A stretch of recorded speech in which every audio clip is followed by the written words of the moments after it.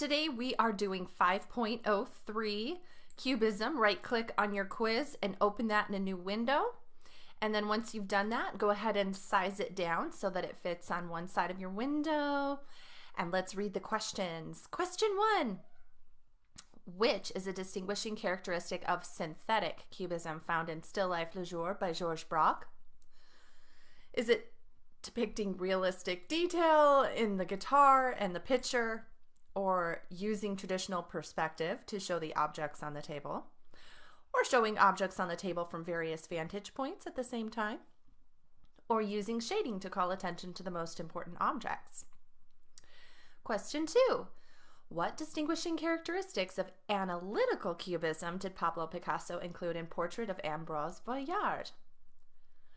Is it depicting the subject in a flattering aspect, depicting the subject in multiple planes in order to create a deep sense of space, using distinct outlines around all the sides of each shape so they don't merge together, or disassembling and reassembling objects into fragmented geometric planes that intersect? Question 3. How were Cubist artists influenced by the paintings of Paul Cezanne? On the left, we have Mont Sainte-Victoire by Cezanne, and then we have a portrait of Ambroise Villard by Pablo Picasso. Cubists examined nature and then portrayed each object, as did Cezanne, with complexity and detail. Cubists used Cezanne's lively brushwork and bold color to create unified compositions. Cubists followed Cezanne's example of using color and shapes to express emotion, or Cubists used Cezanne's passage technique, allowing adjacent shapes to merge. Let's find those answers. In the years preceding World War I, two painters living in Paris pioneered a radically new art style called Cubism. Georges Braque and Pablo Picasso looked for basic forms within their subjects, then fractured and reassembled the forms to create a new way of looking at the world. Abandoning traditional concepts of perspective and detail, Braque and Picasso reduced objects to simple geometric shapes and displayed them from all angles at once. This is Still Life Le Jour by Georges Braque. Le jour means the day in French. Goals for the lesson. Identify ways that Cubist artists were influenced by the art of Paul Cezanne. Identify how specific works of modern art reflect the beliefs of their time and place. Identify distinguishing characteristics of Cubism. Identify ways that Cubist artists were influenced by the art of Paul Cezanne, which that's, by the way, not how you spell it. The role of the dealer in modern art. In earlier times, European artists had relied on the Catholic Church, the aristocracy, or the wealthy merchant class for financial support. Under the commission system, painters and sculptors had, in most cases, sold their works before they had even begun them. By the 1900s, however, that practice had almost entirely disappeared. Artists rarely received money up front. Instead, they labored on their own and then hoped to interest an art dealer in the completed piece. Art dealers acted as middlemen, either by purchasing works from artists to resell at a profit, or by exhibiting them for a contingency fee in their gallery until a buyer stepped forward. In early 20th century Paris, the center of the art world, no dealer was more influential than Ambroise Villard. A shrewd judge of talent and artistic trends, he gave many modern artists, including Paul Cezanne and Henri Matisse, their first solo exhibitions. French sculptor Aristide Maillot declared, "It is thanks to Villard that I am able to live." In turn, Villard earned a sizable fortune by selling their works to affluent collectors. As Europe's premier art dealer, Ambroise Villard sat for portraits by many artists, including this one by Renoir. Cubism and its roots. One artist supported by Villard was Pablo Picasso, who would become one of the giants of 20th century art. Picasso and his friend Georges Braque developed a new way of depicting three-dimensional objects on flat canvases called Cubism. Styles of art rarely come into being overnight. They usually evolve from several important sources. So it was with Cubism, which owes a great deal to French post-impressionist Paul Cezanne. Cezanne's work was the catalyst for a major change in the way that artists represented subjects on canvas.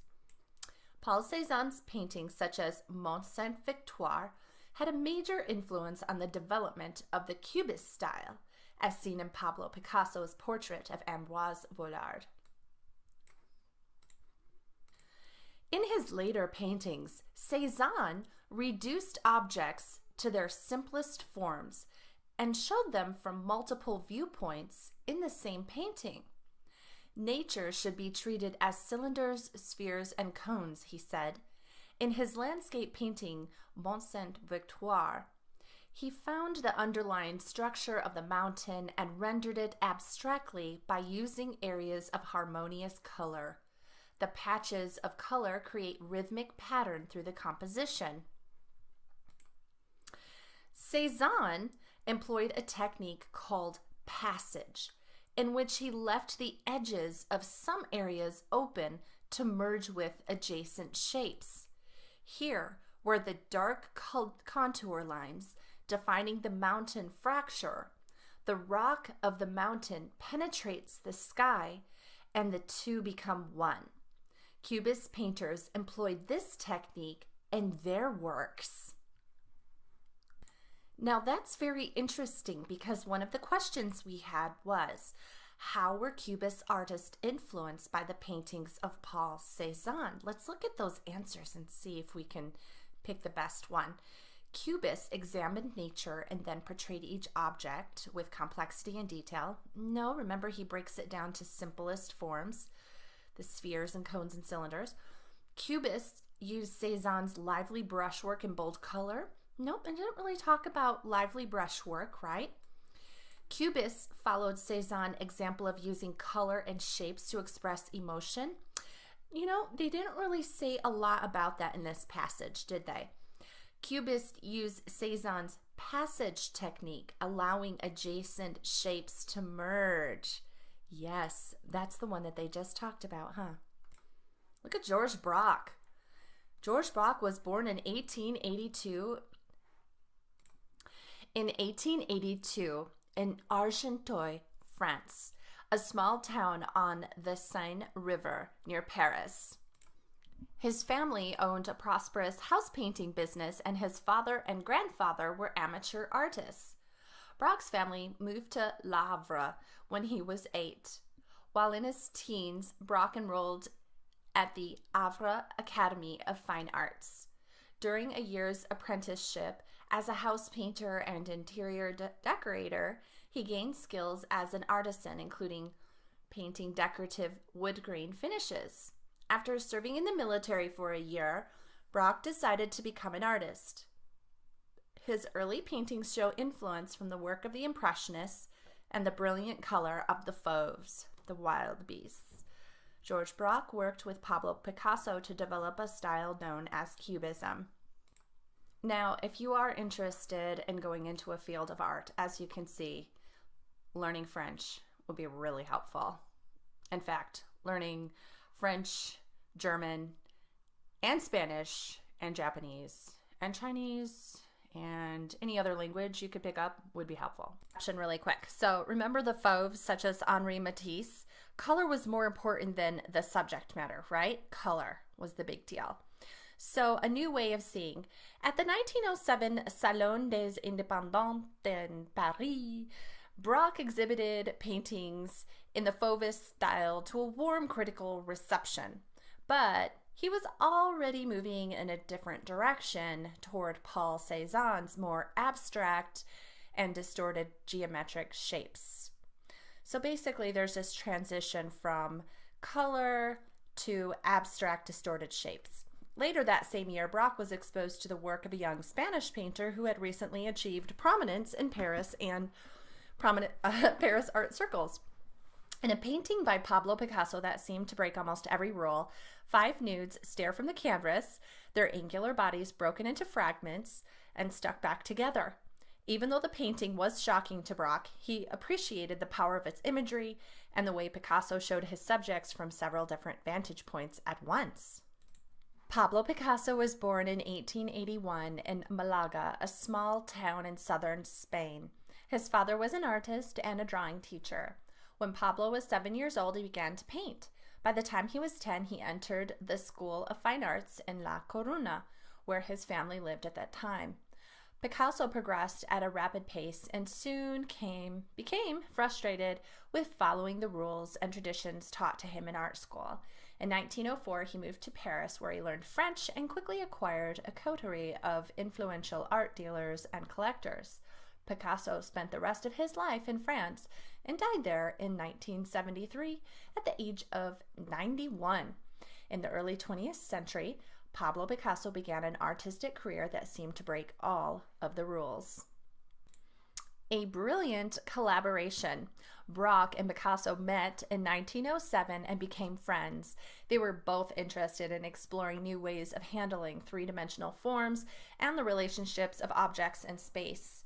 Two painters decided to collaborate and work together closely from 1908 to 1914, when Braque left to fight in World War I. At times during this period, their paintings were so similar that they were difficult to tell apart. Braque once commented, "We were like two mountain climbers roped together." In 1909, Picasso and Braque exhibited landscapes in which the scenes were reduced to the shapes of cubes.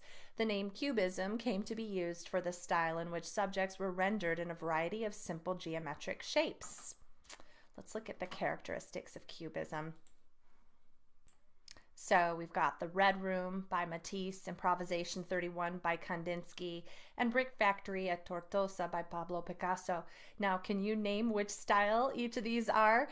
Remember, this is the Fauve style, right? The wild beasts who were interested in color and expressing emotion.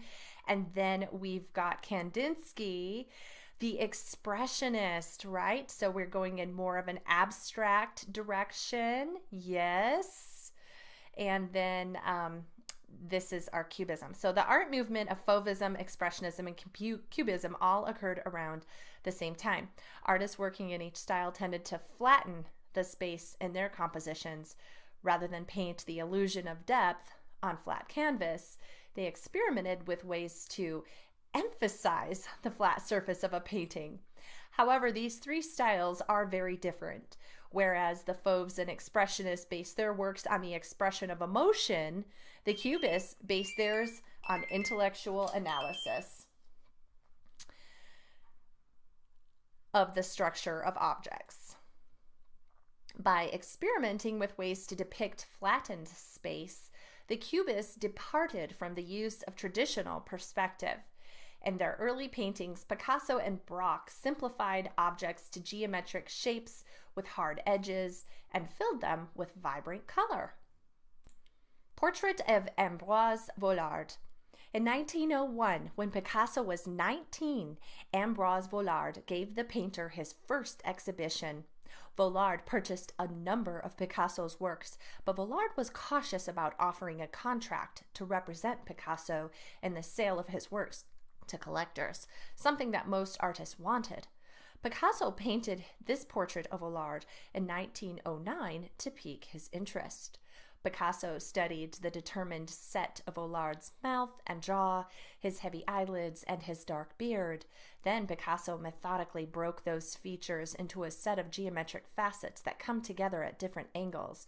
Picasso left out details that could distract from the painting's multiple perspectives. He used neutral surrounding colors to accentuate Villard's bald head and formidable brow. The face seems to emerge eerily as if from shards of glass. The dealer as subject. American author and art collector Gertrude Stein described Ambroise Villard as a huge dark man glooming. Pablo Picasso said of Villard, "The most beautiful woman who ever lived never had her portrait painted any oftener than Villard, by Cezanne, Renoir, almost everybody. He had the vanity of a woman, that man." Picasso, never known for his modesty, added, "But my Cubist portrait of him is the best of them all." Analytical Cubism.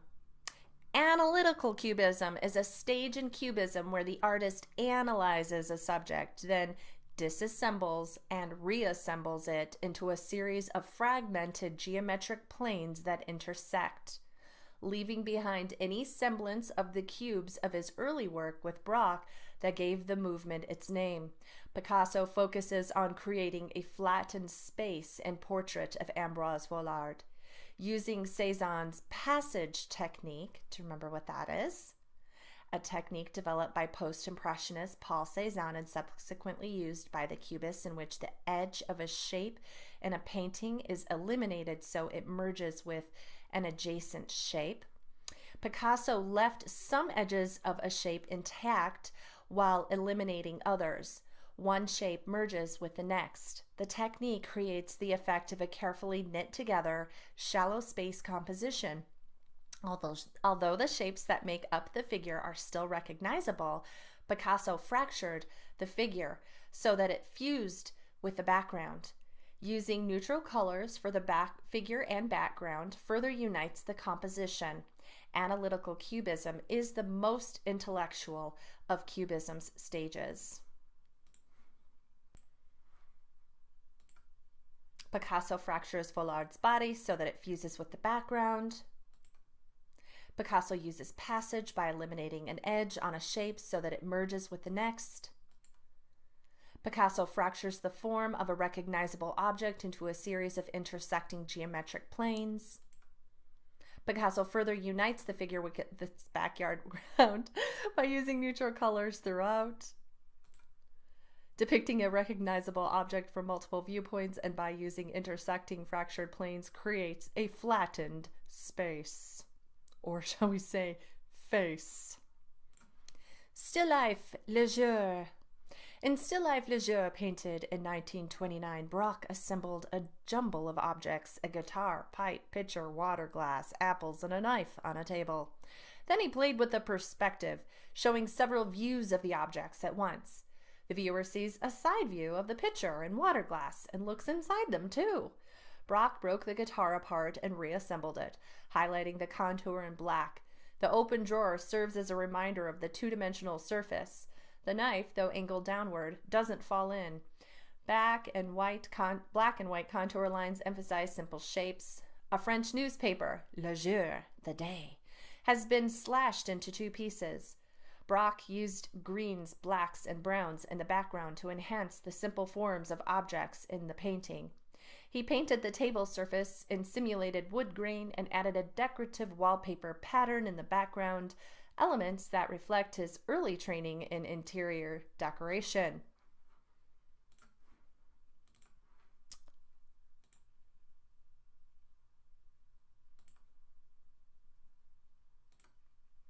So this is just kind of showing you that they're showing different viewpoints of the guitar at one time. You can see the front of it, you can see the left side of it, and the right side of it, which doesn't happen in real life, right? Synthetic Cubism. In the next major stage in Cubism, called Synthetic Cubism, Picasso and Braque depicted forms in a more recognizable way. Although parts of their compositions are still quite abstract, rather than paint every object as a flattened shape, they added shading to some objects to suggest form, which is 3D, right? They used brighter colors and added patterning and textures to the shapes. The textures could either be simulated by using paint and brush, or could be pieces of newspaper, advertisements, wallpaper, sand, or cloth glued directly into the composition. By combining the arts of painting and glued papers, the Cubists created the first fine art collages. Excellent. So this brings me back to Project 3. Remember, I talked about that multimedia piece. You are going to be doing a multimedia. And so multimedia is when you use more than one type of material. So media is just kind of like the material. So what are some different media? We've got oil paint, acrylic paint, watercolor paint, clay, and then all of these other things that they were talking about, where there's like newspaper, advertisements, wallpaper, sand, cloth that are glued to the composition. So when you do your multimedia piece, it has a three-dimensional effect because you're actually putting together different media. Contrasting styles. Ease, painted by William Harnett in 1887, is a very different kind of still life from Braque's. Ease was commissioned by a wealthy businessman to display objects that reflected his education and status. Leather-bound books, musical instruments, a Persian carpet, a newspaper, and envelopes propped in the center are emblems of his successful business ventures. Arnett used accurate details, perspective, and lifelike modeling of shapes in his still life. It was important to paint each object so that it could be easily recognized by the viewer. Roll over William Arnett's Ease on the left to find 6 similarities in Georges Braque's still life, Le Jour. I'm rolling. I'm not seeing it. Oh, there we go. We got a newspaper. So remember, this is working great. So there's the newspaper. Notice the one of Arnett's is realistic and the one of Braque is not. It's abstract. What else do we have? Okay, the table.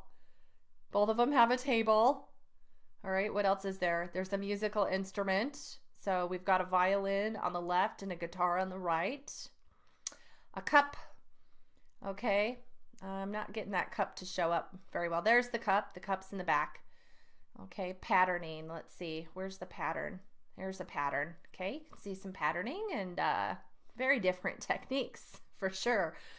And the vase and the pitcher. I don't know. Is this the vase? There it is.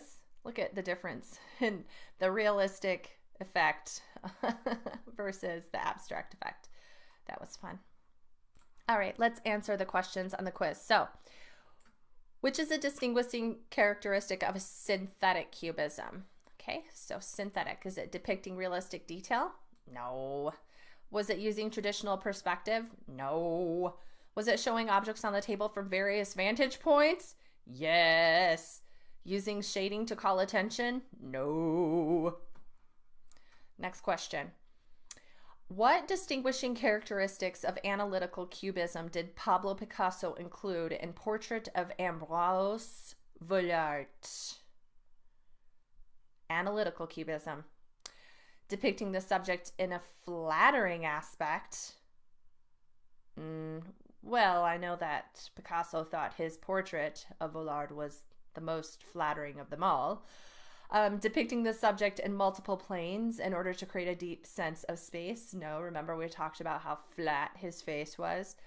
Using distinct outlines around all the sides of each shapes. No, remember they used that passage thing where they remove some of the lines so that different shapes blend into each other. Disassembling and reassembling objects into fragmented geometric planes that intersect. Ding, ding, ding, ding, ding, ding, ding. That's correct. All right, go ahead and save your answers and click submit. Thank you.